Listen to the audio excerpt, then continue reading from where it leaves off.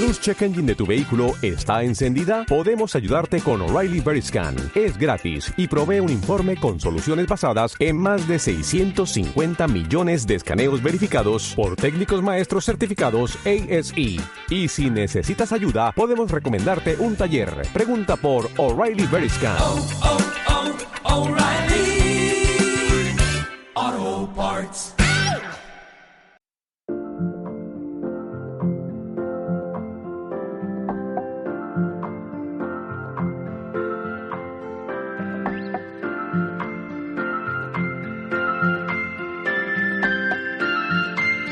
Neuroconciencia, de Fundación AISE.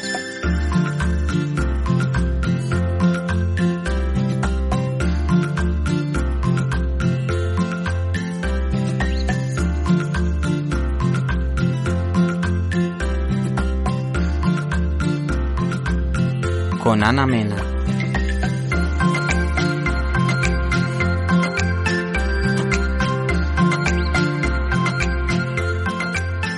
Muy buenas noches y bienvenidas a todas las que estáis en el directo hoy con nosotras, en el tercer episodio de la sección de neuroocupación del podcast Neuroconciencia de la Fundación AISE, que como sabéis, pues bueno, solemos reunirnos los primeros lunes de cada mes y bueno, pues hoy 4 de abril ya iniciamos una nueva reunión. Yo soy Ana María Mena, una de las terapeutas ocupacionales de la Fundación AISE, y me acompaña mi compañera Inmaculada Vico y Javier Pérez Lara, que son otros terapeutas ocupacionales, y luego también tenemos pues a Merche, que es una buena compañera y amiga terapeuta ocupacional, entre los que estamos aquí arriba charlando. Abajo tenemos también conocidos y gente que si quiere participar, pues vuelvo a comentar que tienen total libertad para levantar la mano y pedir la palabra. En estos episodios atrás que hicimos con esta sección de neuroocupación, pues bueno, nos estrenamos hablando un poco de investigación en terapia ocupacional, que creímos que era como un impulso para arrancar sobre las raíces de nuestra disciplina, ¿no? Y cómo la importancia de la investigación, de la publicación, para luego que los clínicos nos llevásemos eso a la clínica, valga la redundancia.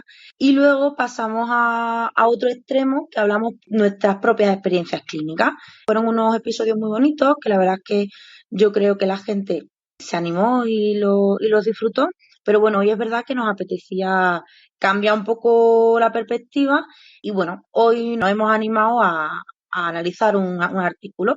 Nos lo pasó nuestro compañero Juan, que la verdad es que lo encontró y tuvo el detalle de pasárnoslo. Entonces, bueno, pues la idea del podcast de hoy es pues analizar un artículo interesante que nos ha parecido que entre todos podemos sacar un poquito de chicha de él.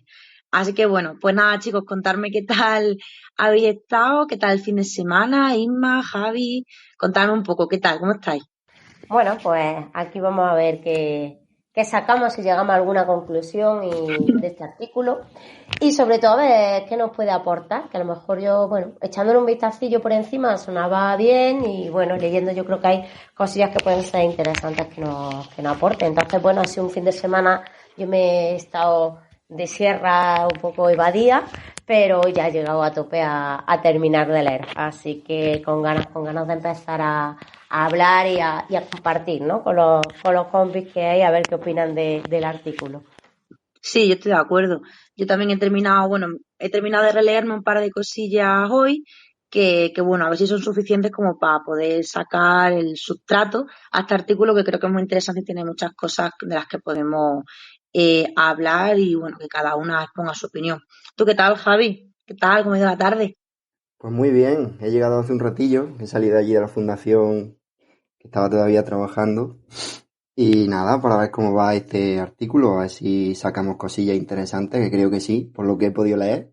Y el fin de semana, pues tranquilito, la verdad, de máster, así que no he tenido tampoco mucho tiempo de hacer más cosillas, pero muy interesante también. Muy bien, haciéndonos la pelota, estupendo, Javi. Me gusta que digas de máster tranquilo. Bueno, si queréis os presentamos un poco el artículo. Tiene como título, a ver, yo me inglés, ¿vale? A Taxonomy of Functional Upper Extremity Motion, que traducido sería una taxonomía sobre el movimiento de la extremidad superior.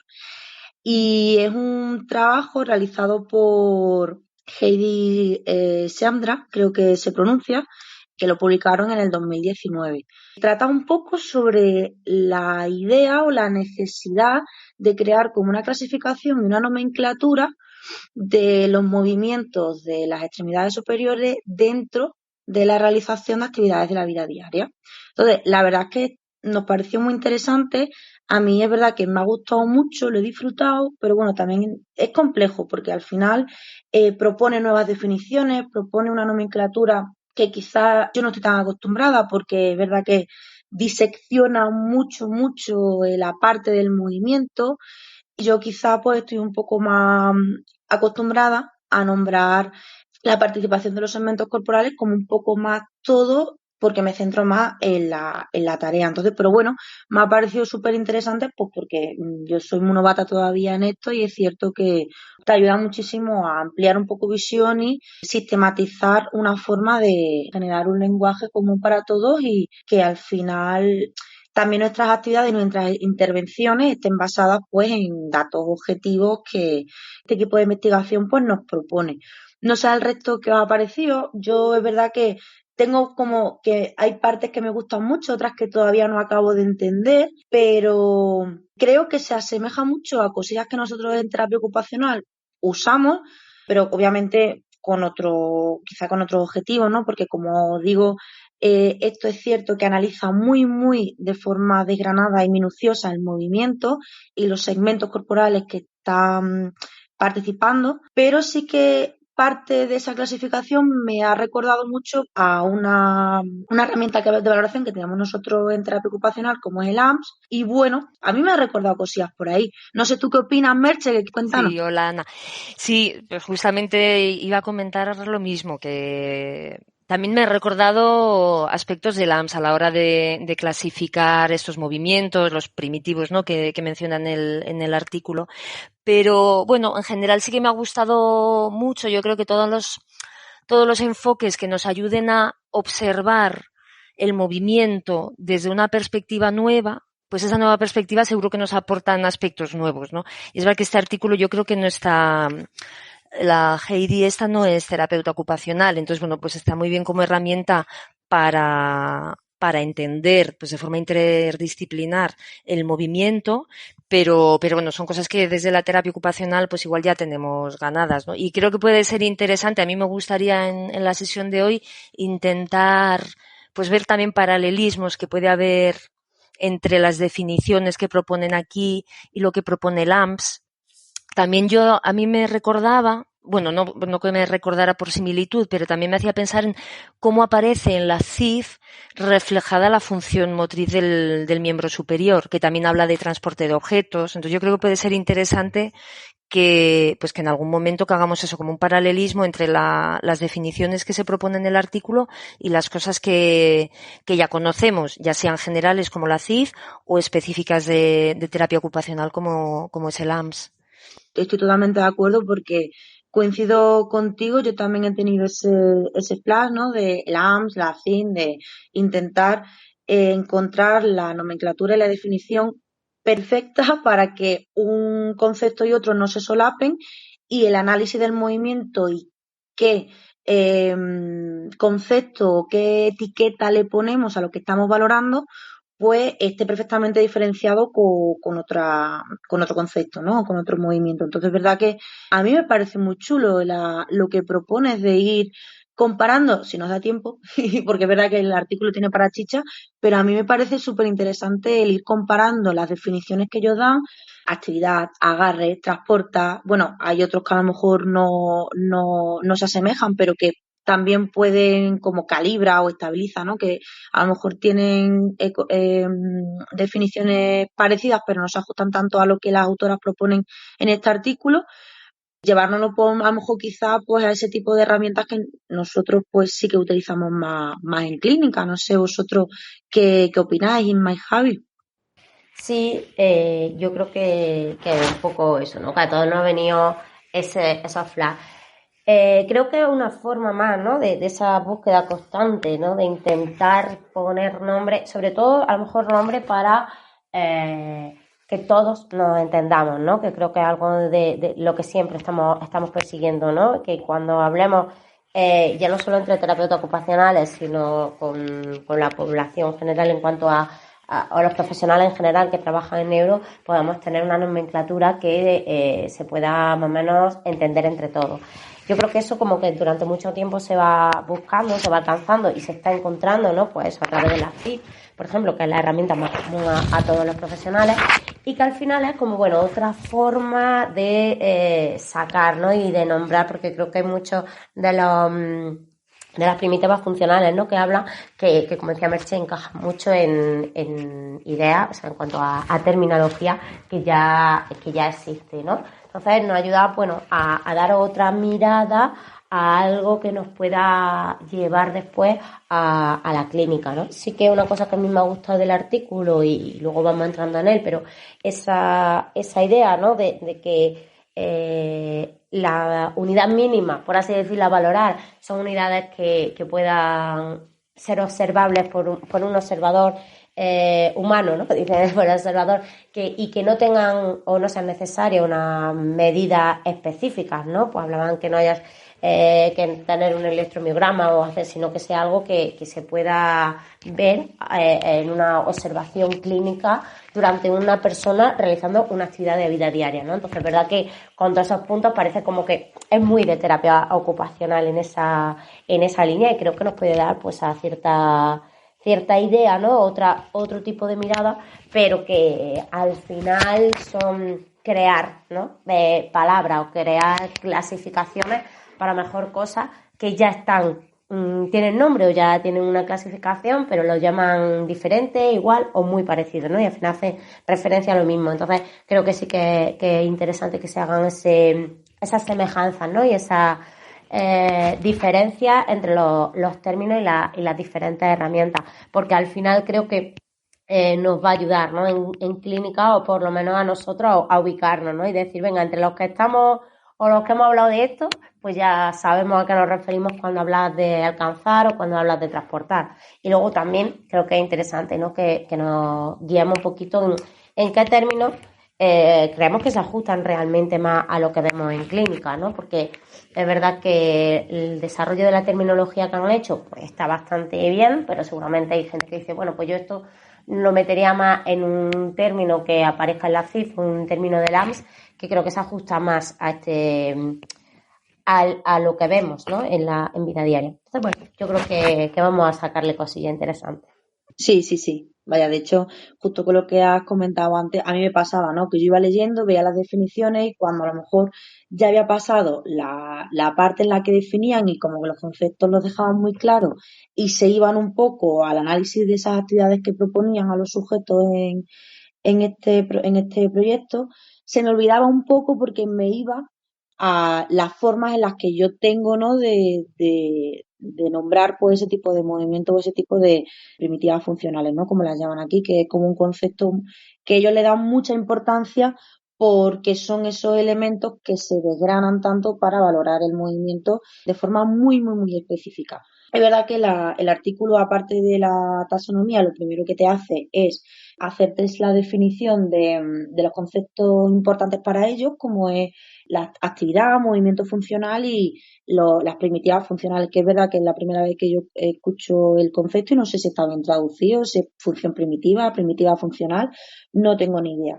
Pero bueno, también contemplan un poco pues el espacio de trabajo y el objeto en sí. Lo comentan un poco al inicio, pero luego creo que no se le da la importancia que tiene el contexto y las características inherentes del objeto, porque al final la actividad y la tarea pues se realiza con el flujo de todas estas características. Entonces, bueno, entiendo que al final este tipo de clasificación y de estudio pues tienen que dejar cosas quizás que no sean tan objetivables para pues delimitar el campo que ahora mismo pues han estado trabajando en el artículo, que es eso, el movimiento muy muy puro desgranado. Pero sí que me gusta la primera estas definiciones al principio que plantean, pues para que luego la lectura del artículo sea mucho más fácil, para que tú sepas como lector, que tengas una experiencia clínica, que sepas un poco a qué se están refiriendo.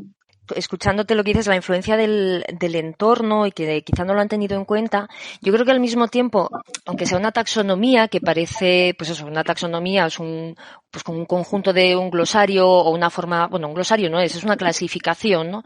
Entonces, aunque estén clasificando, intenten clasificar de forma detallada, que creo que por ello no se pierde el dinamismo de la influencia con el entorno. Entiendo yo, porque a ver, para entender bien lo que proponen en el artículo, tendríamos que ponernos a aplicar lo que están diciendo, entonces eso lleva tiempo, ¿no? Pero yo por lo que me hago a la idea.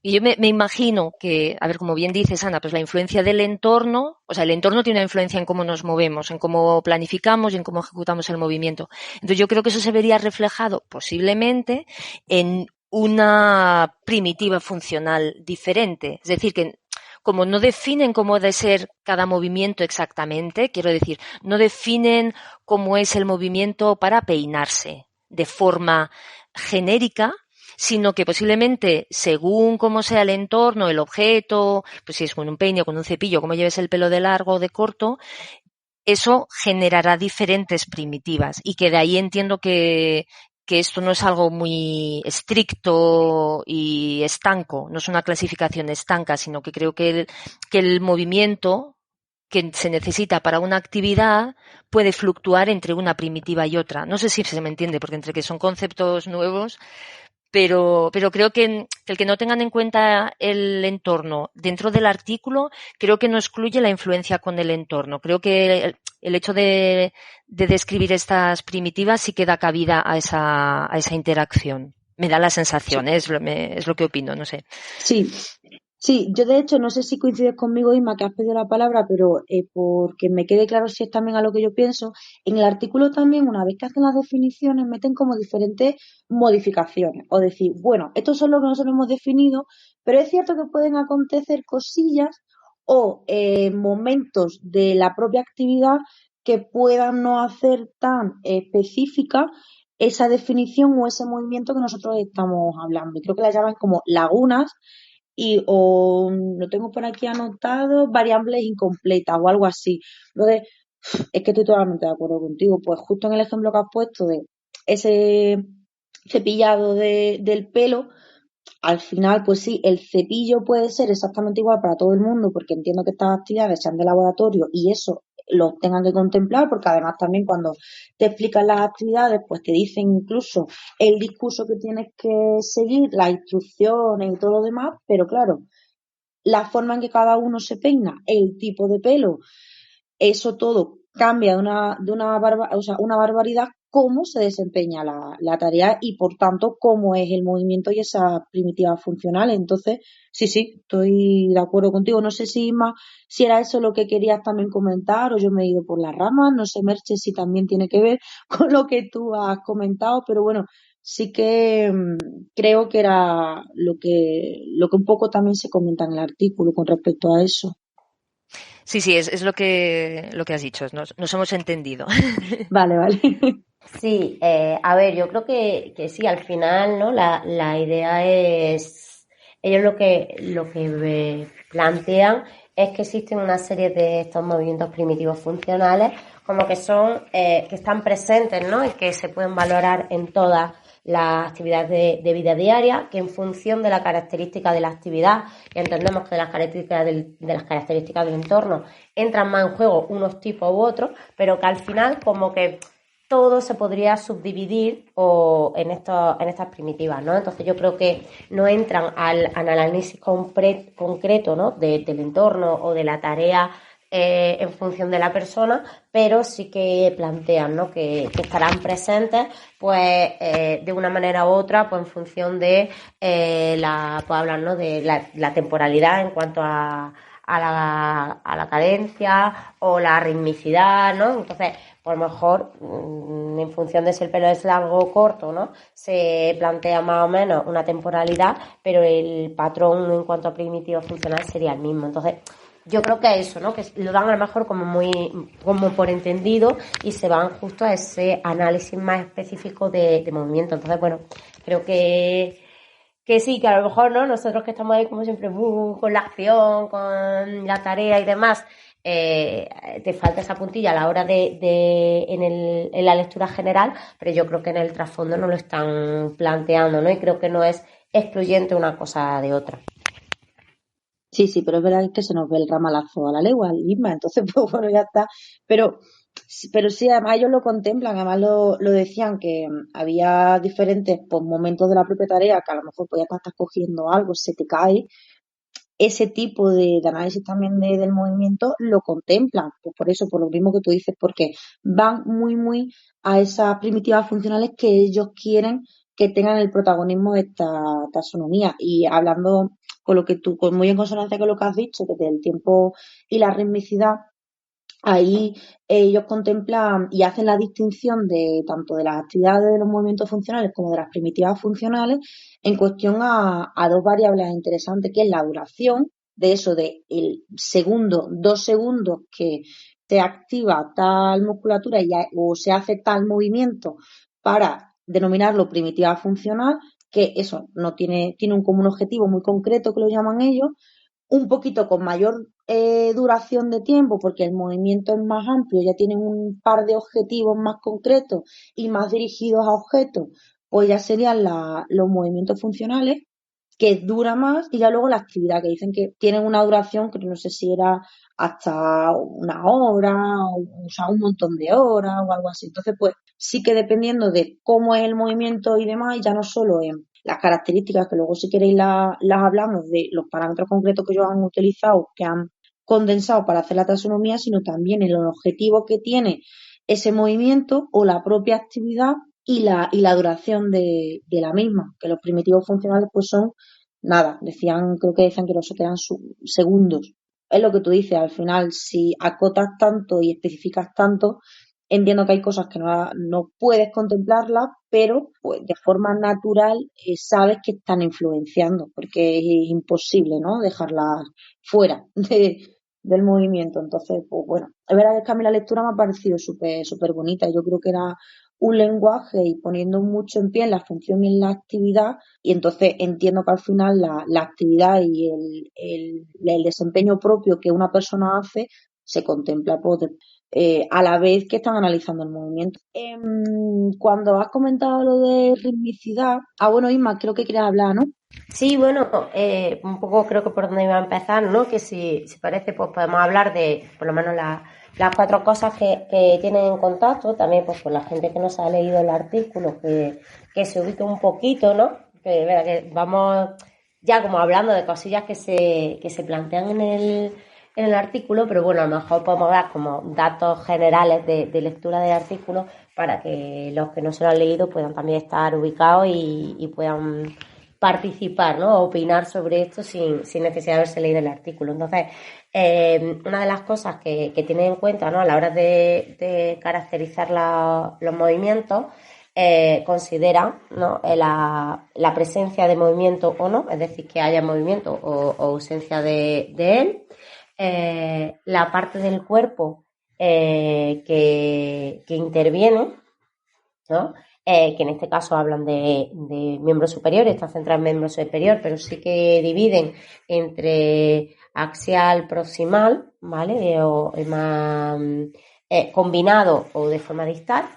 Y luego también la temporalidad o el ciclo de movimiento, ¿no? Porque sean movimientos discretos, es decir, que haya poco movimiento o movimientos rítmicos, ¿no? Que habla de que sean cortos y repetidos, ¿vale? Entonces sería, pues, hacen como esa clasificación, ¿no? Que hay un cuadrito que yo creo que es bastante, que está bastante claro, ¿no? Donde hablan, pues, del área del cuerpo centrándonos en miembro superior, del propósito general, ¿no? Que hablan de movimientos que son funcionales, que están relacionados con actividades de vida diaria, y luego dentro de la presencia de movimientos distinguen o separan, ¿no? Entre que haya un movimiento funcional o un movimiento que ellos lo llaman funcional mínimo, ¿no? O algo así, más o menos la traducción. Y dentro de eso, pues van separando entre esa ciclicidad, la parte del cuerpo y luego también el tipo de contacto, ¿no? De si hay o no, o sea, si hay un contacto con un objeto, si hay un agarre directo de ese objeto o si no hay contacto. Entonces, bueno, esas serían como los puntos, ¿no? Que tienen en cuenta a la hora de plantear el movimiento y de establecer esa taxonomía o esa organización del movimiento, ¿vale? Eso, si ahí la gente se ubica un poquito y luego ya, si queréis, entramos más en específicamente cuáles son los movimientos primitivos, ¿no? Pero quizá eso nos ayuda un poco a que la gente entienda lo que estamos hablando, ¿no? Pues, por ejemplo, poner ejemplos por lo mejor en una actividad como un cepillado de dientes, pues van a estar presentes movimientos rítmicos si lo analizamos. Sin embargo, en otro tipo de tareas más de estabilización, a lo mejor pues es más un movimiento tipo discreto, ¿no? Donde no hay tanto desplazamiento del segmento, ¿no? Para que nos hagamos una idea. Entonces, quizás eso nos ayuda también a entender todo esto que estamos comentando dentro de la propia taxonomía, cómo lo podríamos llevar a actividades de vida diaria y cómo ellos plantean que estaría presente en todas, pero variarán diferentes criterios. Y eso va a marcar que luego hablamos de un tipo de primitivo funcional o movimiento funcional primitivo frente a otros, ¿no? Que ellos clasifican con unas características determinadas en función a esto que estamos hablando, ¿vale? Entonces era, pues, no sé si ayuda un poco a ubicarse o si se me olvida algo. Sí, justo eso iba a comentar, que este artículo pues hace como esta jerarquía hace como esa diferenciación, que primero te pone los tres elementos claves para ello, que es la actividad, el movimiento funcional y los primitivos funcional, pero luego dentro de la taxonomía genera 8 categorías, que son las que tú has nombrado, más 3, que es verdad que 3 que son que la persona que hace el movimiento es un humano, el área corporal es el miembro superior y el propósito general pues es la función, que es como, bueno, te comentan un poco el hacedor de todo este movimiento, quién es y tal, y el propósito. Pero luego, como tú dices, si te parece, voy a nombrar todas las categorías de nuevo para que la gente las tenga como más presente. Una de ellas sería la presencia de movimiento, si hay o no. El ciclo temporal, como ha dicho Isma, que es discreto o más rítmico, con el ejemplo del cepillo de dientes. ¿Qué tipo de segmento del miembro superior está participando? Y aquí es verdad que hace una diferenciación muy importante, porque, claro, la participación del miembro superior no solo trabaja el brazo, ¿no? Sino que además ellos también creo que se sitúan en la pelvis para hablarnos del segmento corporal que estamos moviendo, que está utilizando para la tarea. Y además comentan que cuando ellos nombran el segmento, ya sea pues axial, proximal, distal o combinado, porque el movimiento necesite de tanto estabilización como agarre en esa parte más proximal y distal, pues comentan que no es solo, o sea, que no es tanto de dónde nace el movimiento, sino el ejecutor del mismo, por así decirlo, ¿no? Que aunque pues, muchos de los movimientos pues nazcan eso a nivel de tronco y demás, o musculatura un poquito más axial, pues que si es el subir el brazo para coger tal, pues al final el hacedor del movimiento o ese segmento corporal que ellos pues pueden valorar más es el hombro, ¿no? Algo así. Que pues es verdad que la diferenciación esa, pues bueno, me parece importante pues para ir acotando lo máximo posible. Luego es verdad que continúa con el tipo de contacto con el objeto y luego, por último, esos primitivos funcionales, que además comenta que los primitivos funcionales, que es como los más específicos, este tipo de clasificación va de lo más genérico a lo más específico. Los primitivos funcionales se nutren de la presencia de movimiento, de que haya o no presencia de movimiento y del tipo de contactos y de objetos que se haga, ¿vale? Si es pues como tú has dicho, si es un agarre con prensa o sin prensa, que ellos lo diferencian así, que no haya contacto, y eso ya de ahí se nutren esas 5 primitivos funcionales que ellos proponen. Uno de ellos sería el alcance, otro el reposicionamiento, que ellos lo comentan como que es un acercamiento al objeto, pero todavía no hay mucho contacto. Otro de ellos sería transporte, que aquí sí que habría un agarre, de hecho un agarre como en todo el proceso de movimiento, que también lo especifican. Y luego, dentro de ese subgrupo de movimientos mínimos, tendríamos la estabilización y lo que ellos llaman inactivo o descanso, que es, bueno, pues no hay movimiento y, si no me equivoco, ellos también especificaban que no es que estuviésemos en reposo, sino que estábamos como cerca de un objeto y estábamos como en stand-by, esperando a poder generar un movimiento si el entorno y la tarea no, pues nos lo demanda. Corregirme si me equivoco, pero creo que la traducción era esa. Sí, yo más o menos lo he entendido así, o sea, Sí, que mi ¿no? inglés tampoco es, pero bueno, pero al final es un poco lo que, ¿no? Lo que nosotros creamos. Si nadie nos corrige, pues nos quedamos tan contentas, ¿no? Pero bueno, sí, la idea era esa, así que a lo mejor el matiz más, o lo que a mí más me costaba valorar, a lo mejor, ¿no? Que se puede tener más dificultad es en reposo, pero que hablan ellos como de el propósito de estar preparado, ¿no? Para que en un momento determinado se pueda iniciar el camino. Entonces ahí sí que se podría. También hace una referencia en cuanto a lo del tipo de contacto, ¿no? Entre el contacto prensil y no prensil, el contacto que sería, por ejemplo, desplazar la ropa sobre la piel, ¿no? Creo que la parte de contacto ahora podemos entrar un poquito más porque también puede ser interesante desgranar o por lo menos entre nosotros tener claro desde qué perspectiva se plantea, ¿no? Una de las cosas que ellos hablan, ¿no? Es contacto de estoy tocando una mesa simplemente porque estoy, o realmente estoy sujetando un papel para que no se mueva, ¿no? Y cuando sí quito el contacto sí que se produciría movimiento. Entonces, cuando hablan de esos contactos mínimos o ese mínimo movimiento, yo creo que a mí lo que más duda me generaba o era capaz de, si me ponía en la perspectiva de cómo valorar a un paciente desde este enfoque, de esta taxonomía, el dónde puntuaría, ¿no? Esos movimientos mínimos de estabilización muchas veces, si realmente está estabilizando o no, y también de ese no contacto, ¿no? De ver que está preparado para la acción, pero no está inactivo. Entonces creo que son los dos conceptos, por lo menos a mí, que más me han, no tanto a lo mejor costado entender, pero sí proyectarlo en una valoración en clínica, ¿no?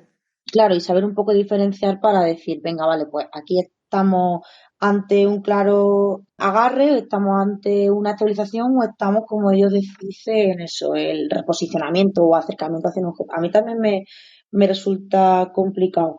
Ellos es verdad que en cuanto a lo que tú comentas del tipo de contacto, hacen esa doble diferenciación de agarre prensil y no prensil. En el prensil es verdad que ven la necesidad de que haya al menos 2 puntos de contacto, pues los dedos o la palma y un dedo. Y luego lo del agarre no prensil, pues te pueden poner de ejemplo incluso que tú estés sujetando una bolsa de la compra en el brazo, ¿no? O la tengas apoyada en mitad del antebrazo, la tengas ahí con las asas cogidas y no tengas una prensión real, sino que, bueno, pues la tienes ahí colgada, o incluso un bolso, ¿no? Se me ocurre, pues ya está, llevas el bolso colgado y punto. Luego es verdad que aquí, en una de las modificaciones de las definiciones, comentan algo de los agarres. Y es que es verdad que me ha parecido súper curioso en cuanto ese agarre demanda como una división, ¿vale? Ellos lo llaman como que el agarre tiene como una doble tarea. Y ponen el ejemplo de, pues yo estoy cogiendo un bolígrafo y de pronto pues cojo el estuche para abrir la cremallera o cojo un libro, no sé cuándo. Entonces, la cantidad de actividades de la vida diaria o de veces que cogemos 25.000 millones de cosas a la vez y nuestras manos se disocian de una manera inexplicable para coger, agarrar, soltar, coger una cremallera o mismamente pues un camarero que coge todos los botellines de cerveza de una mesa, ¿no? Con cada dedo, más la bandeja, no sé cuánto, ¿no? Entonces me parecía también súper interesante, pero claro, ahí ya también peta un poco la cabeza y tú dices, venga, vale, si tienes 2, 3 objetos o todos esos agarres te demandan diferentes acciones, ¿cómo tú diferencias que con un objeto estás haciendo un agarre prensil, otro no prensil, en otro estás simplemente, no sé, ahí es verdad que me peta un poco la cabeza, pero por ese ejemplo y esa modificación que añaden, que al final, pues en el día a día, pues estamos siempre con 25.000 cosas.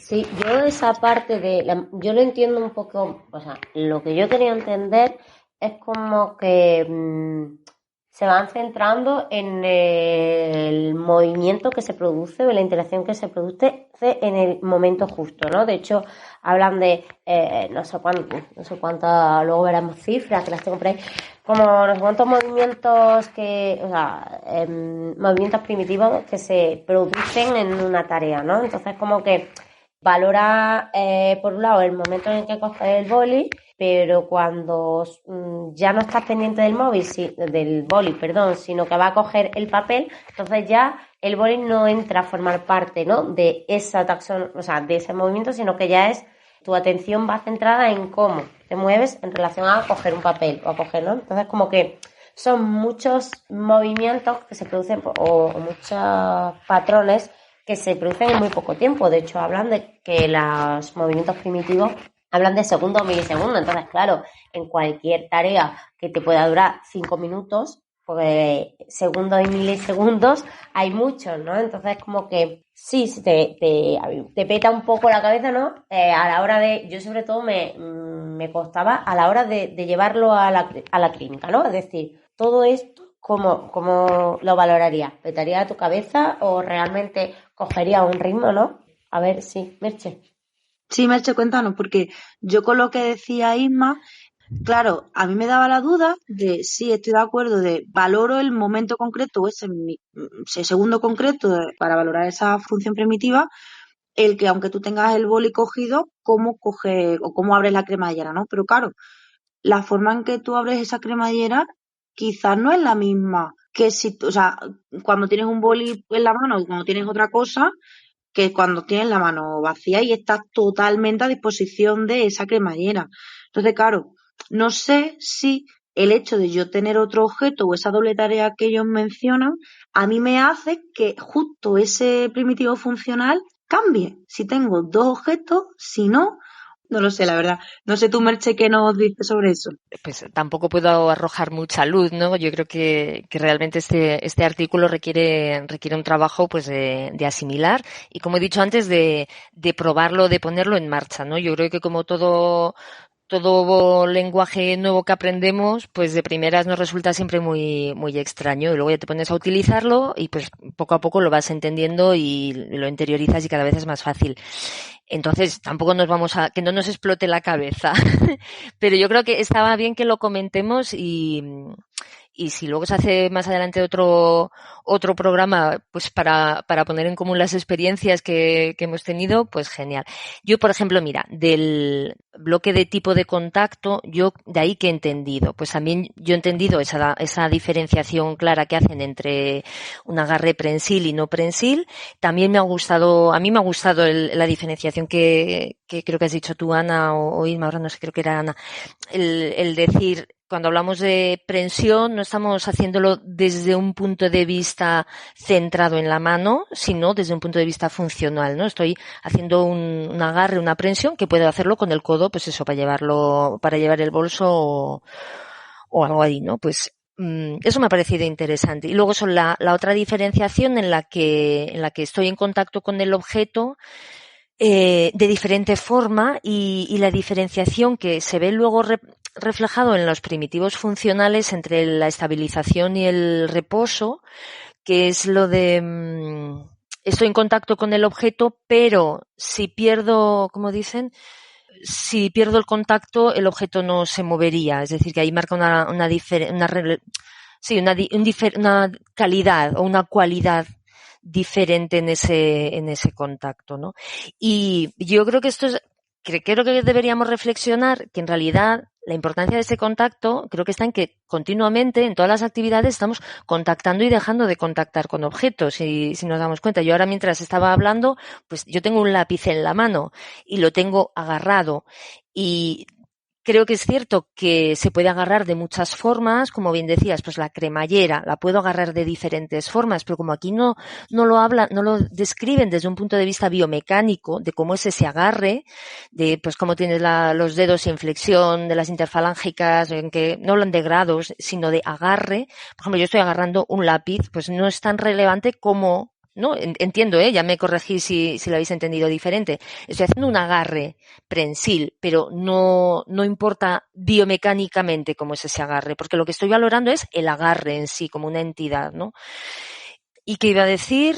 Bueno, pues eso, que yo estoy ahora, mientras estoy hablando, tengo el lápiz agarrado, pero eso, voy a por el móvil o ahora me toco el pelo, entonces suelto y de repente hago otro movimiento para tocarme el pelo. Y es que en nuestro día a día, 24 horas al día, porque incluso durmiendo nos movemos, pero bueno, el tiempo vigil estamos continuamente en contacto con objetos y soltando objetos, ¿no? Yo creo que por eso hacen también ese hincapié en el tipo de contacto. Yo creo que eso es algo novedoso. A mí al menos me ha llamado la atención el que hagan hincapié en el tipo de contacto, ¿no? No tanto, pues eso, la actividad, sino, oye, tipo de contacto. Eso, pues, no sé, me ha gustado que lo pongan todo así como al mismo nivel.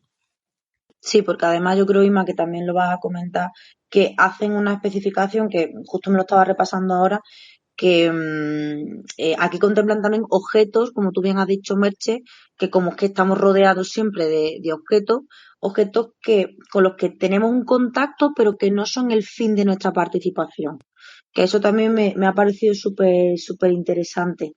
No sé más si eso lo ibas a comentar tú. Sí, yo creo que Merche ahora aporta, ¿no? Eso, ¿no? El hecho de centrarte, ¿no? En qué objeto está siendo relevante para la acción determinada que estás haciendo, ¿no? Y no tanto, como decía Merche, en el tipo de agarre o cómo puede influir un objeto sobre otro o cómo tenga la mano, sino que lo que me interesa es ver de qué manera está interaccionando con la actividad y centrarnos en lo que está ejecutándose en un momento determinado, ¿no? Sí, no, nada más que aportar. Yo creo que sí, que es así un poco poner en común qué es lo que hemos entendido. Sí, yo creo que va por ahí.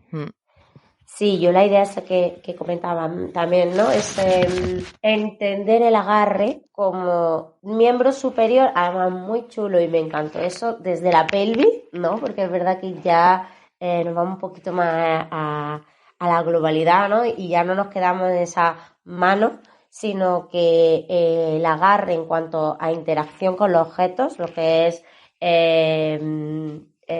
la relación del miembro superior con los objetos ya lo plantea, ¿no? Desde tanto en espacio, que al principio hablaba como ese espacio de trabajo, que el espacio que se encuentra entre la pelvis y el final de la mano. Y no incluimos solo la mano y los dedos, sino cómo todo el miembro superior va a participar de esas formas diferentes de interacción, ¿no? Yo creo que eso también es algo que me ha gustado, ¿no? En esa línea que planteaba Merche, que no es solo la idea que tenemos de la aprensión a nivel mano-dedos, ¿no? Y creo que da esa perspectiva que al final, y además cuando hablemos un poquito de los resultados que tienen, que bueno, son pequeños porque tampoco tienen una N muy grande y demás, pero sí que se ve que es importante porque sobre todo en patología hablaremos de cómo en función de los niveles de discapacidad o de dificultad motriz utilizan más una herramienta a otra, un tipo de contacto o una parte corporal, unas más que otra. Entonces creo que es muy importante que lo tengamos en cuenta y que haya una clasificación que lo tenga ahí, ¿no? Bien, volviendo un poquito a lo que comentaba Merche, a mí eso, por ejemplo, sí que me trae cositas del AMS, ¿no? Y ya, por ejemplo, en el AMS, creo que en el apartado de coordinación, habla de el poder estabilizar un objeto y abrirlo, por ejemplo, un bote, estabilizar y habla con una parte del cuerpo, ¿no? Ahí ya entran en esa cosa de, oye, que si coges el bote entre las piernas y lo abres con la mano derecha, guay, te damos una puntuación de 3 porque realmente si no había un problema de desestabilización es algo válido, ¿no? Es una solución funcional adecuada. Entonces, ahí, por ejemplo, sí que me iba un poco a esa perspectiva, ¿no? En el que dice, oye, que no todo se tiene que hacer con la mano, ¿no? Y creo que me llevó sobre todo a esa parte, ¿no? Que se valora, que muchas veces en una perspectiva inicial no te planteas o se producen errores al decir, oye, es que ha abierto el bote, yo qué sé, se ha puesto en el sobaco y lo ha abierto con la mano, ¿no? Y ya el AMS, por ejemplo, te dice, eso sí, no hay problema de que se derrame, no sé qué, es bueno. Y aquí, pues bueno, va un poco, o por lo menos a mí me guiaba un poco en esa línea de decir, la interacción con el objeto es muy variada y no tiene que ser solo mano, ¿no? Vamos a irnos más allá y me encantó lo de pelvis, ¿no? Porque ya no es que es cuerpo al final y esa mano finalmente está enganchada a un brazo que está enganchada a un tronco. Entonces, bueno, luego más adelante en conclusiones también lo vuelven como a desarrollar. De hecho, luego no sé si saldrá porque había ahí una frase que me gustó mucho.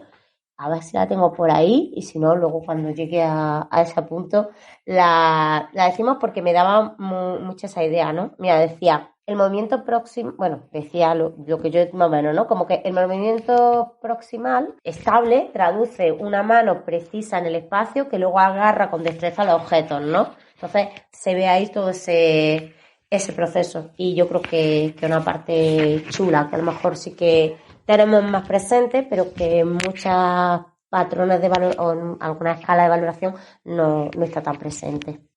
Sí, totalmente de acuerdo. Vaya, es que justo cuando lo estaba leyendo el artículo tenía el AM delante y todos los componentes y habilidades que contempla y es que es justo lo que tú dices, vas comparando y te vas dando cuenta de que difiere mucho, como tú también has comentado, a esa clasificación o esas escalas de valoración que a lo mejor pues no contemplan la infinidad de posibilidades que tiene el movimiento y la tarea en sí de las múltiples formas que se puede realizar, ¿no? Entonces, es verdad que a mí, pues, tengo que decirlo, a mí me ha gustado mucho ese sentido.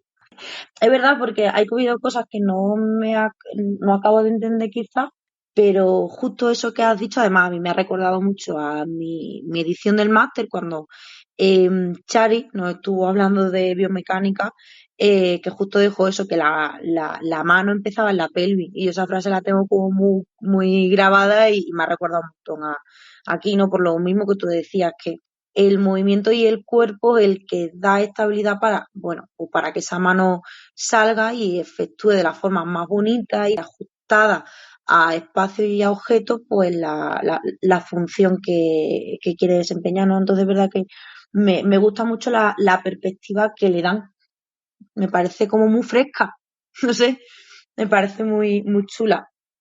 Pues no sé qué os apetece más, si seguir hablando un poco de esta nomenclatura, ir viendo las diferenciaciones que hace, o os apetece más que ya nos vayamos a la parte de aplicación clínica o los resultados que han estado viendo, tanto comparando pues pacientes con alteraciones más leves, moderadas, de cómo esas primitivas funcionales van cambiando en función de la cronicidad o las estrategias, ¿no?, de compensación que han podido ir generando a lo largo del tiempo.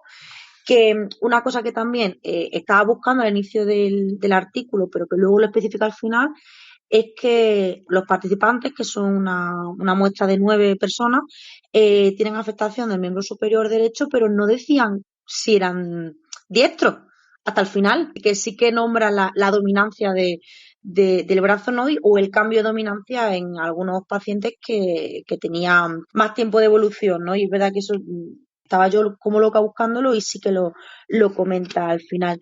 No sé, chicas, decirme qué os apetece más, si seguir profundizando aquí o ya nos vamos más como a resultados o aplicaciones clínicas. A mí me gustaría, que es la parte que yo menos he leído, si podéis explicar las observaciones que han hecho entre pacientes sin afectación y pacientes con afectación, un poco qué observaciones y qué conclusiones han ido sacando. Yo he intentado ahí entre la locura recopilar un poco ideas generales que recoge en cuanto a la aplicación, ¿no? general y bueno, he sacado como 5 ideas así que creo que pueden ser interesantes.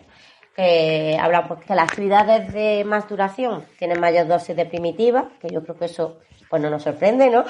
Es un poco lógico. Que la densidad de primitiva fue bastante consistente, que suele ser, hablábamos de eso, una cada segundo, una cosa así.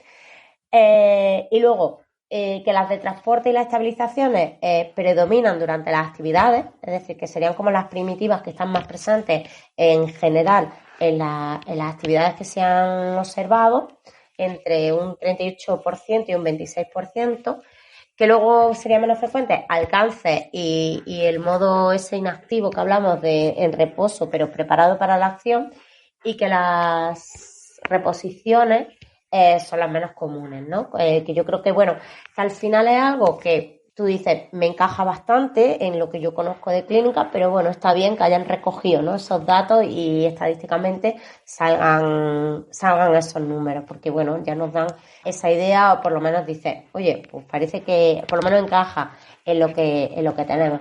Eso serían como conclusiones generales. Pues habla de que el uso de movimiento pues está compuesto por movimientos funcionales en un 58% y mínimos funcionales en un 41%, pues que dentro de la ciclicidad pues predominan los movimientos discretos versus los movimientos rítmicos, excepto en determinadas actividades muy específicas, pues como hemos hablado antes, el del lavado de dientes o el cepillado.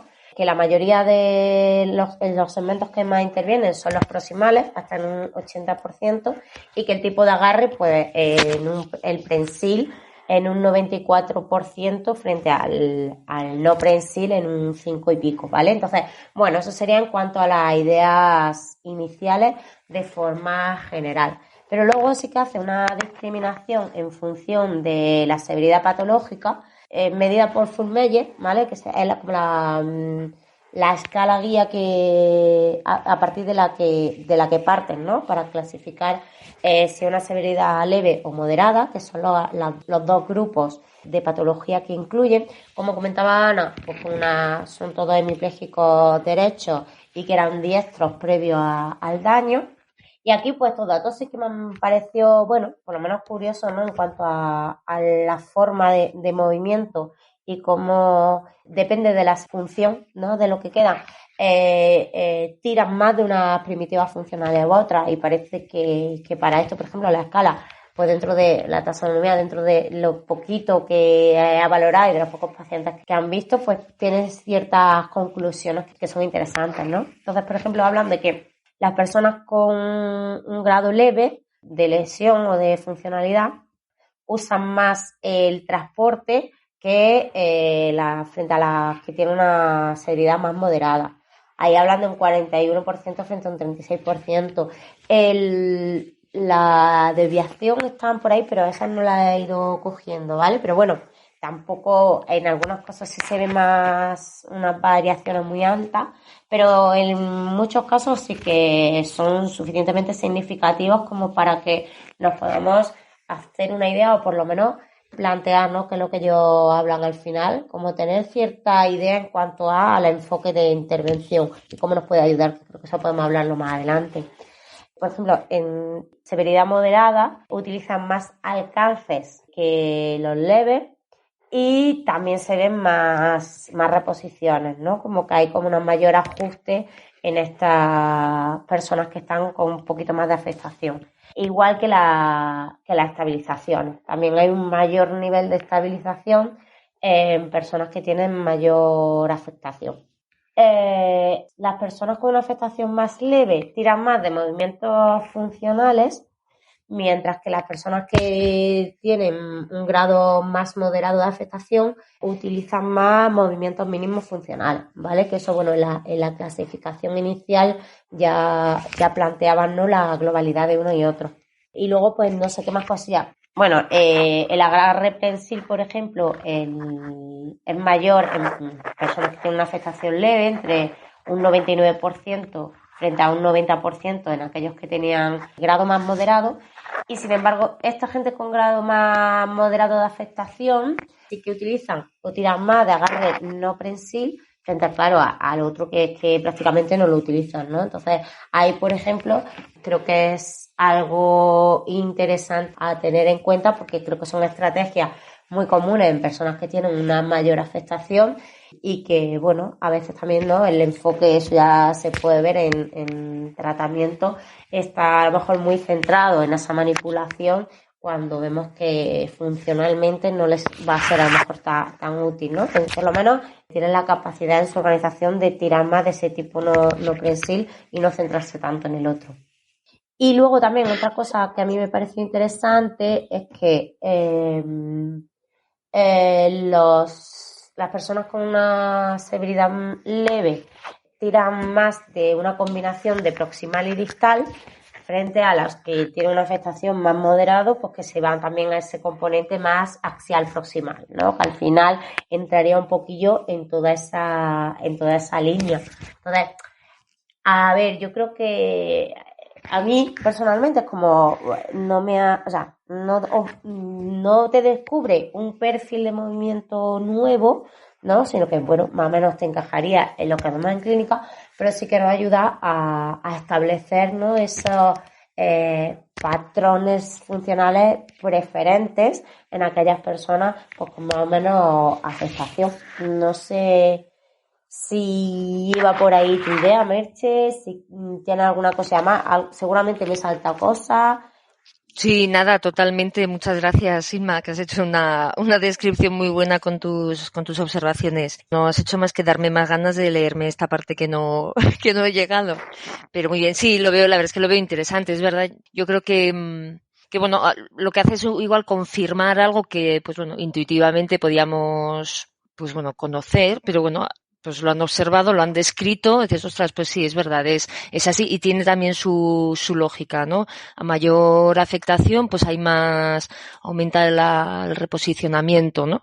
Pues también tiene su lógica y bueno, son aspectos a tener en cuenta. En el apartado de las, ¿dónde es? En las limitaciones o donde ponen el ejemplo de la pantera, no sé si os acordáis. Sí, en las limitaciones de esta propuesta que hacen las autoras, o la autora, Heidi, que dice que esta taxonomía en realidad no está graduando cuánto se desvía el movimiento de lo que haría una persona sin afectación, sino lo que hace es clasificar el movimiento, ¿no? Entonces, creo que eso es interesante. Sí que nos da una idea de cómo se mueven estas personas que tienen pues un movimiento pues diferente como consecuencia de la lesión, pero que no por ello la taxonomía tiene que el objetivo de la taxonomía no es cuantificar cuánto se desvían, ¿no? Y bueno, pues sí que nos da información respecto a esa desviación o más que desviación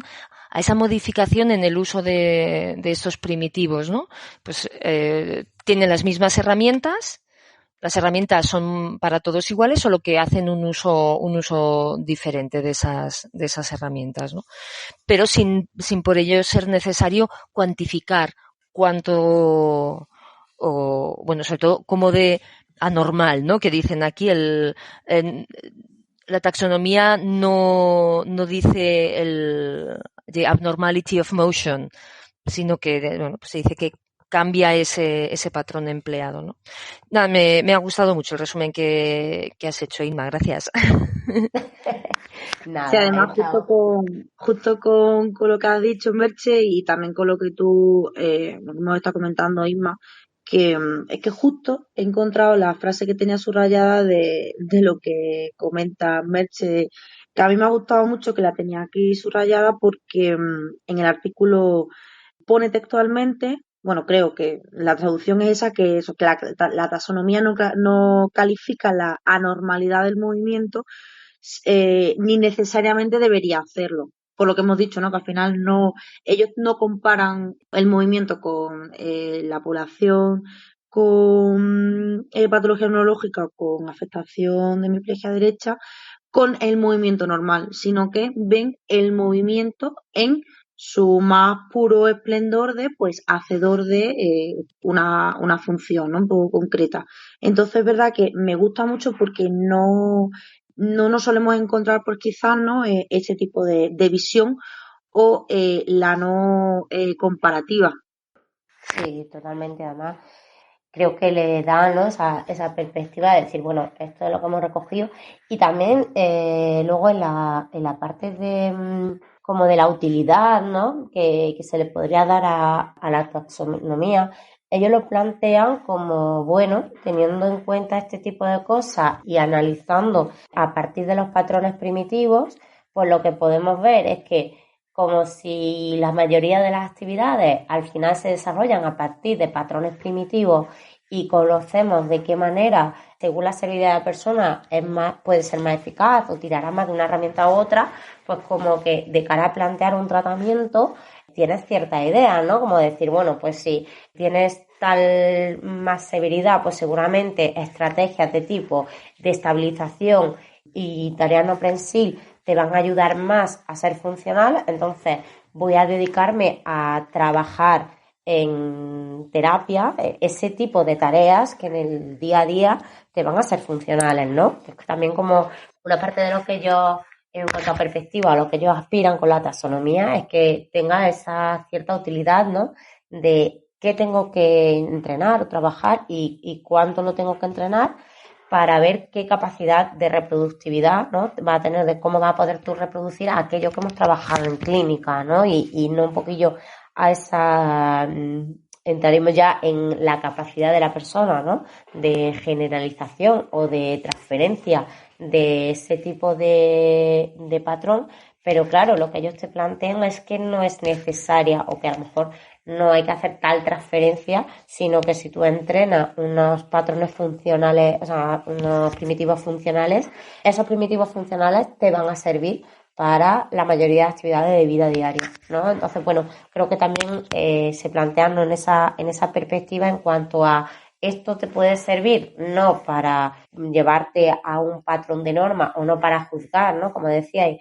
de si lo haces bien o no o si entra en la norma, sino para plantearte hacia dónde tienes que ir dentro de tu tratamiento, ¿no?, y que es interesante trabajar. Entonces, bueno, creo que en esa línea pues también nos puede dar un poco esa perspectiva más, ¿no?, de decir, oye, que no es un tema de lo haces bien o mal, sino qué estás poniendo en juego y entonces con eso que estoy poniendo en juego vamos a tirar para adelante, ¿no? Comentaban que el movimiento mínimo intencionado ya cumple una función, ¿no? Entonces, que muchas veces creemos que ese mínimo movimiento, como comentaba antes, ¿no?, de sujetar o ese poco contacto, pero está ahí, ya está cumpliendo una función interesante.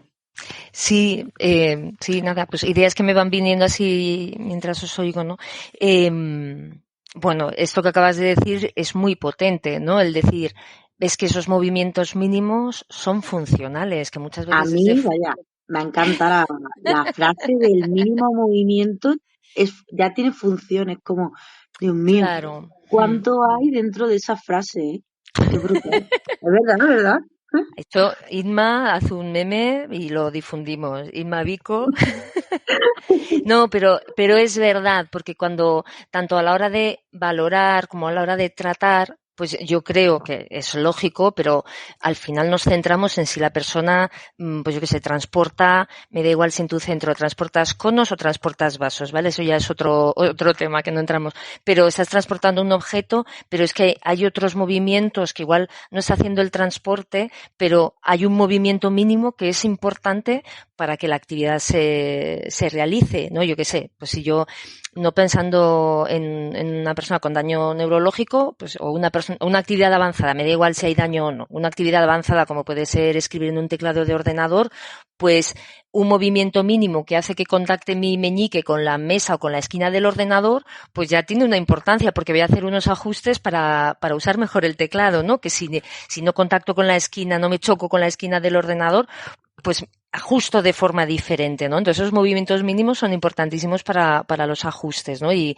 es verdad que el destacar esa idea en este artículo ya es muy potente. Yo también destacar de la utilización de esta división de las primitivas funcionales, que nos hemos inventado el término en el español y yo creo que se va a quedar así, es que esto nos ayuda a observar las propias primitivas funcionales o estos componentes, ¿no? El hecho de ponerle nombre a las cosas nos ayuda a observar esas cosas. Entonces, bueno, el haber hablado de alcance, reposicionamiento y transporte, que eso y quizá desde la terapia o en general desde la rehabilitación física pues lo teníamos como muy claro, ¿no? Pero bueno, lo conceptualizan esos 3 bloques, pero luego además la estabilización y el reposo, ese reposo activo, pues el ponerle nombre a esa categoría, yo creo que nos ayuda también a la hora de observarlo, tanto en nuestra valoración como a la hora de planificarlo, ¿no? Y luego ya una reflexión un poco más metafísica, que muchas veces cuando pensamos en pacientes siempre los conceptualizamos o los concebimos como, pues es que han perdido competencias, ¿no? Porque dejan de poder hacer cosas, han perdido competencias. Y con la conclusión, el análisis que el resumen que has hecho, Inma, ¿no? Del estudio, que yo creo que no han perdido competencias. Las competencias son las mismas. Son capaces de emplear estos primitivos funcionales igual que antes de la lesión. Las competencias las tienen igual, solo que hacen un uso diferente de esas competencias. Yo creo que eso cambia un poquito también la perspectiva del paciente, ¿no? Y bueno, eso me parece así como muy, muy chulo. Me parece una idea muy, muy maja, ¿no?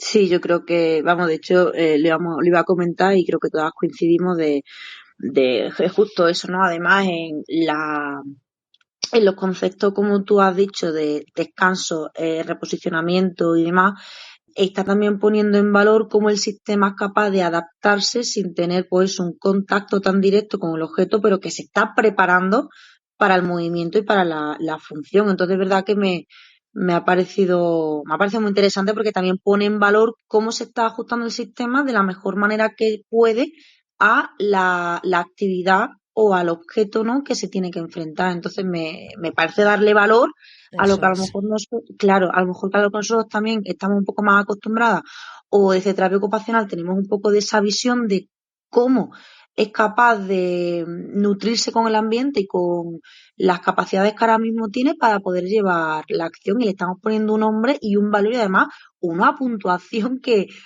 corrobora que está presente, ¿no? Dentro de ese movimiento y esta clasificación que estamos haciendo. Entonces me parece muy bonito ponerle nombre y ese valor de forma un poquito más objetiva.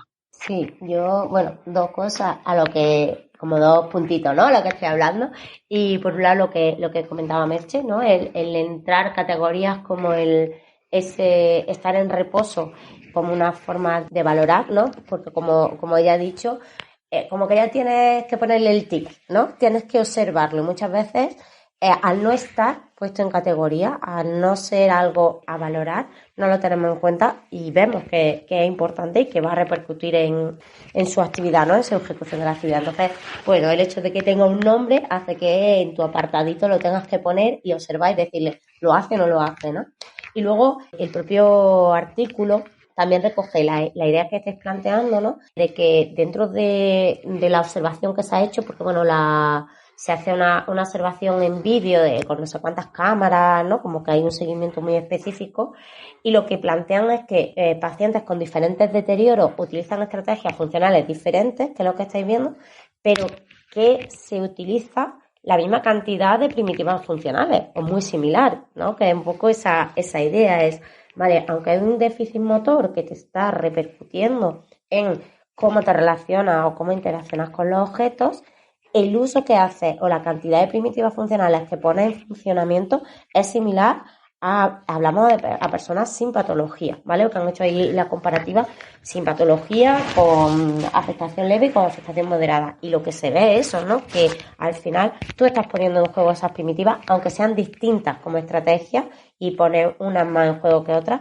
pero ese cada segundo, ¿no? Que se valoraba aproximado, está en juego una primitiva funcional o tú estás tirando de ello, en todos los casos se veía, ¿no? No había una gran diferencia en cuanto a la puesta en acción o puesta en ejecución de estas primitivas funcionales, que es lo que venimos diciendo, pero que además ellos también lo recogen, ¿no? Con esos números que volvemos a que a veces pues nos da un poquito de luz. Entonces creo que es algo que está guay, ¿no? Que nos dan un poquito de herramientas para confirmar eso, que a lo mejor nosotros tenemos, pero pero que ellos lo recogen. Y a mí me llama la atención, pues como decía Merche, que en principio que ninguno de los autores son terapeutas ocupacionales, ¿vale? Son neurólogos, pero fijaros que tienen, ¿no?, esa perspectiva de no juzgar en cuanto a no es patológico, a hacer un análisis muy purista y a tener en cuenta o en consideración este tipo de cosas de, oye, que te estás poniendo estrategias en funcionamiento distintas, pero que tú estás funcionando a un nivel similar al resto. Entonces creo que es importante. Sí, yo creo que es un resumen, una guinda maravillosa al contenido y al trabajazo que se han pegado estas autoras en la realización de esta taxonomía, que al final, entre la frase de todo mínimo movimiento ya es funcional y todas las primitivas funcionales están presentes de alguna manera en este tipo de pacientes para esa preparatoria, ese movimiento funcional, y se le está dando un valor a esa preparación de no tanto cómo se realiza, sino la manera en que se tiene que realizar, me parece muy, muy bonito y un broche muy, muy chulo para este episodio y para este artículo. No sé vosotras qué pensáis, si creéis que le podemos sacar más chichas, si queréis comentar algo más, pero yo creo que el análisis que hemos hecho es muy bonito. Como bien decís, yo tampoco sé si las autoras y el equipo que ha llevado a cabo este trabajazo tiene consigo terapeutas ocupacionales, pero creo que la visión es muy de ocupación, muy de función, de llevarlo muy puro a la actividad. Y yo estoy deseando que saquen una segunda parte, que vean un poco, que a lo mejor hagan como muchas más vídeos, que valoren, que nos cuenten su experiencia con a lo mejor una muestra más grande, que saquen a lo mejor pues una categorización o una valoración a lo mejor como más contundente, para que nosotros en clínica podamos utilizar y complementar esta nomenclatura a nuestras valoraciones, que me parece súper interesante. Sí, yo desde aquí lanzo la propuesta que ya ha hecho Merche, la dejo así, pero yo la rescato y la lanzo, que creo que podría ser interesante darnos, ¿no?, un tiempo para los que estamos aquí y todas aquellas personas que nos siguen y nos escuchen, que escuchen el podcast, aunque sea en posterioridad, ¿no?, de acceder al artículo y intentarlo llevar un poco a la aplicación, ¿no? De decir, venga, pues voy a determinados usuarios, voy a hacer una valoración desde esta perspectiva y ver si realmente nos aporta, porque quizás puede ser interesante, ¿no?, hacer ese compartir. Oye, pues mira, pues yo esta me costó mucho verla, esta entendía que tal. He encontrado determinados movimientos que yo no sé encajarlo en la taxonomía, ¿no? Y podría ser algo interesante para llevarnos un artículo que en principio está escrito a una clínica, que al final lo que hablábamos, ¿no?, y lo que hablábamos en el primer capítulo con Josan, ¿no?, de qué nos puede aportar la investigación a la clínica, pues al final creo que lo que nos puede aportar sería esto, ¿no? Sería decir, venga, pues ya hemos visto el artículo, tenemos más o menos claro de qué van los términos. ¿Por qué no decimos, venga, pues vamos a valorar una determinada actividad o un par de actividades, las que vienen u otra actividad, y decir, oye, pues a lo mejor sí que nos aporta y es algo, ¿no?, que podemos incluir en nuestra valoración en clínica, ¿no? Es ese tipo de este tipo de nomenclatura que nos ayude. No sé, quizá podría ser interesante hacerlo. Pues, qué guay que hayas cogido el guante, Inma. Sí, la verdad es que yo creo que puede ser muy bonito y además muy enriquecedor para nosotros, ¿no? Yo creo que puede ser un reto el decir, oye, pues vamos a ponernos estas gafas para observar el movimiento y exactamente y compartir, oye, pues a mí esto me ha costado mucho, o yo con esto al final he hecho esta interpretación, pues estoy de acuerdo o no estoy de acuerdo, ¿no? Yo creo que eso puede ser muy enriquecedor y que sí que nos puede ayudar mucho a avanzar y luego ver en qué lo podemos concretar, ¿no?, en nuestro trabajo diario, ¿no?, que aporta. Hay una frase aquí en la página 11, en el primer párrafo, en la primera línea, dice que conocer el contenido de las primitivas de una actividad es un paso importante para abrir, ¿no? Desempaquetar la caja negra de la rehabilitación, ¿no? O sea, realmente le dan un valor muy importante, ¿no? El poder definir cómo configurar la intervención y cómo dosificar esa intervención también, ¿no? Yo creo que puede ser algo interesante. Es un proyecto que requiere esfuerzo y compromiso, ¿no? Pero que puede ser interesante. Pues sí, yo creo que no hacemos como un llamamiento a todos los terapeutas que trabajan en neuro, sea la disciplina que sea, y que trabajan mucho en consonancia con el movimiento, que se aventuren a intentar incorporar este tipo de nomenclatura y compartirla también, que al final es lo más importante, porque ya que se emplea trabajo y tiempo en crear esta taxonomía, pues también que la experiencia clínica se pueda compartir entre todos y entre unos y otros nos vayamos dando feedback y complementando el razonamiento, ¿no? o el análisis que hacemos cada uno de nosotros. Yo lo veo muy chulo. Hay un material complementario que yo no he visto, no me he metido, no sé si sí o no, No, que aparece en tampoco. vídeo, no me he metido, Sí. lo digo por si, Merche, no sé si lo has visto. Pues Yo que verá que como el artículo lo cedió Juan, no he tenido yo acceso a ese material complementario, pero es que me parece súper importante y sí que conforme va leyendo me ha dado mucha rabia no tener acceso a él porque hubiera sido súper nutritivo.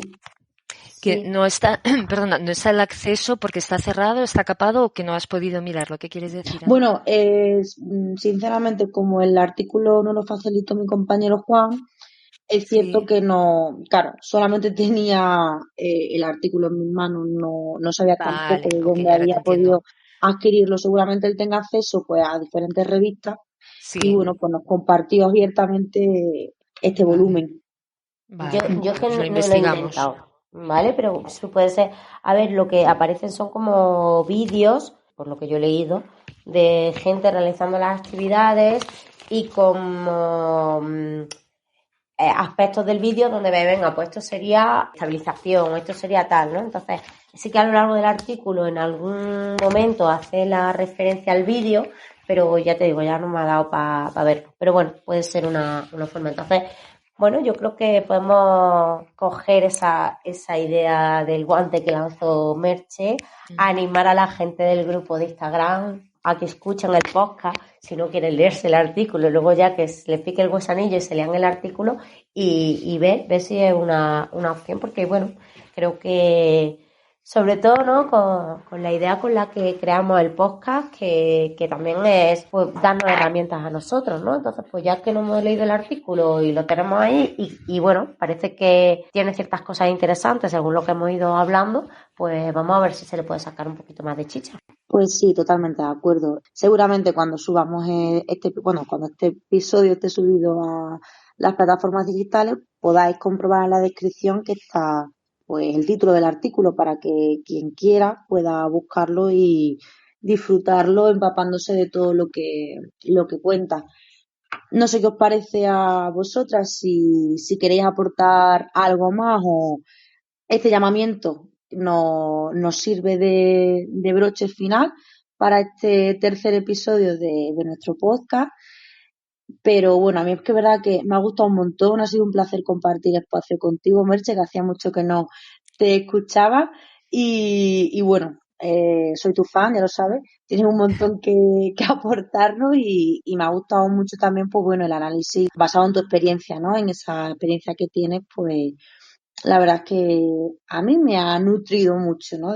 Ya yo creo que tengo las ideas como mucho más organizadas entre lo que has comentado, bueno, Isma, también que siempre pone sus frases, ¿no? Que yo me las voy apuntando siempre porque tiene mucha filosofía y mucho detrás, entonces, de verdad, muchas gracias.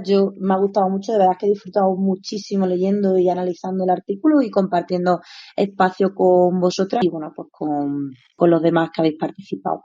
Nada, muchas gracias, Ana, por, por tus palabras. Yo es que soy muy fan de vosotras y vuestro equipo y del trabajazo que estáis haciendo con estos podcasts, que me parece un proyectazo. Y encantada de poder participar, o sea que muchas gracias también por mi parte. Tú vente cuando quieras, que sabes que estás más que invitada. Gracias.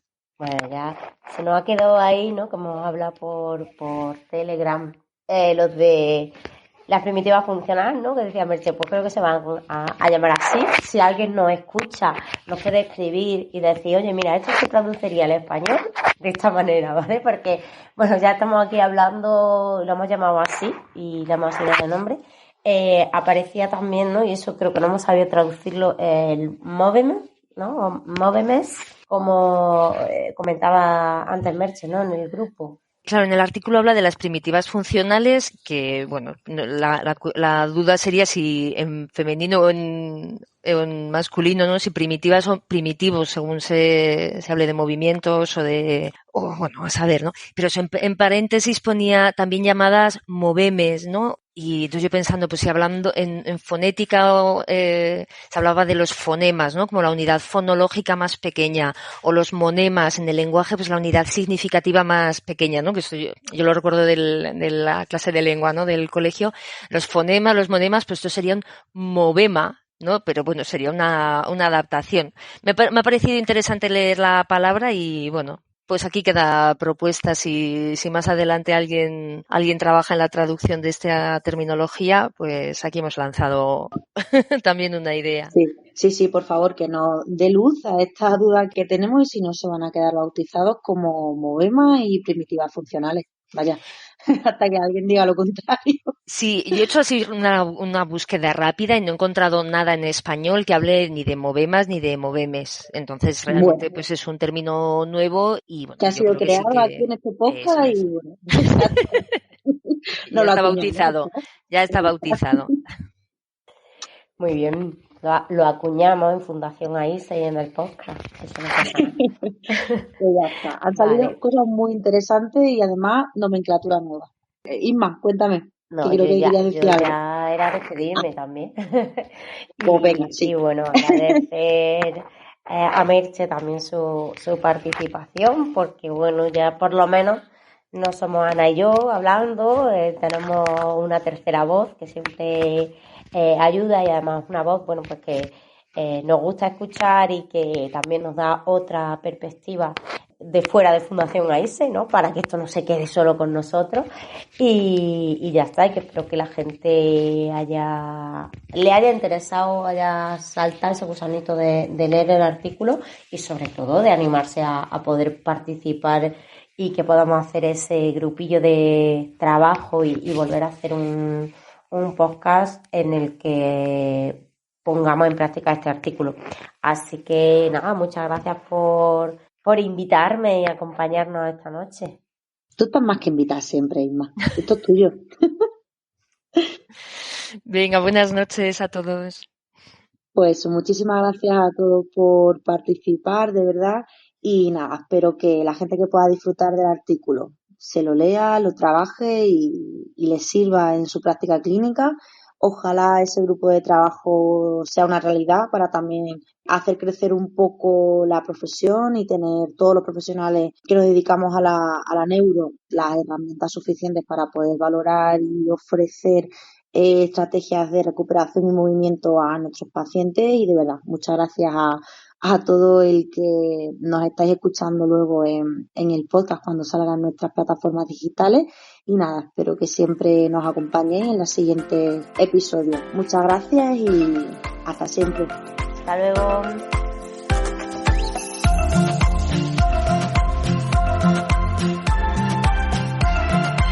Neuroconciencia, del caos a la sinergia.